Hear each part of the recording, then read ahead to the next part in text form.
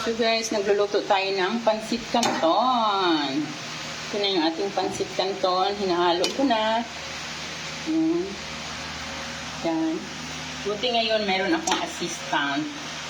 Patulong ako sa anak kong magpa-video.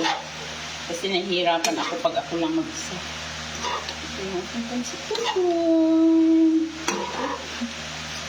Pansit lang yan, hindi pansit canton. Pansit canton to canton yung ginamit natin. Ayan. Oh. Gusto ko yung canton guys na medyo may sauce. Kaya ayan, ginamihan ko ng. At saka hindi pa to luto. Mga 3 minutes pa to bago maluto. Kaya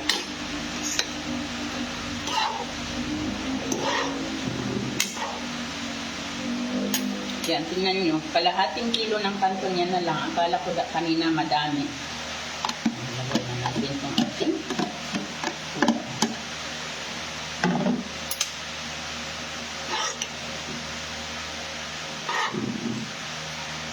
Ano yun?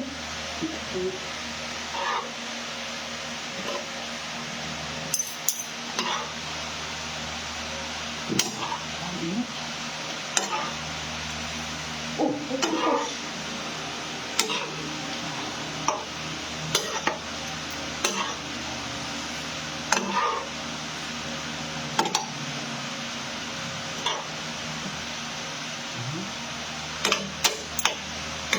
Puluin lang natin. Konti. Thank you, love. Nagsisik yung hands ko. Yun guys. Hinihintay ko lang init. Grabing init. Kaya nakakatamad magluto eh. Dahil sobra na rin init. Pansit canton. Ayan.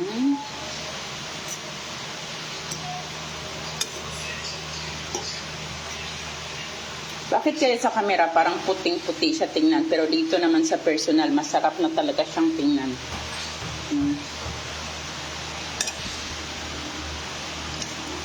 Dami palang meat nito. Kalahating kilo ng meat. Kanya na pala karami.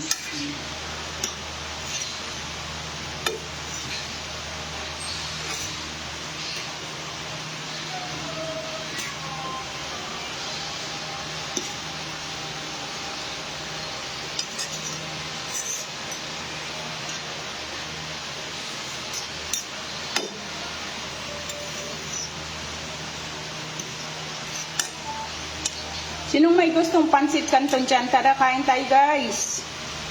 Yan.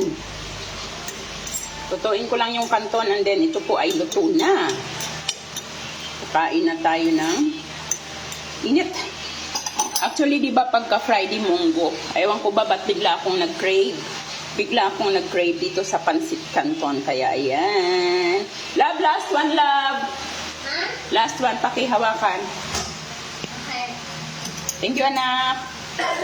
Last one, ang ganyan lang. Ang ganyan. Mawang init na ng cellphone mo. Okay. Ha? Yes po. Okay. So, yun na guys. Luto ng ating pansit canton. Kakain na tayo. Tara na. Bye-bye everyone.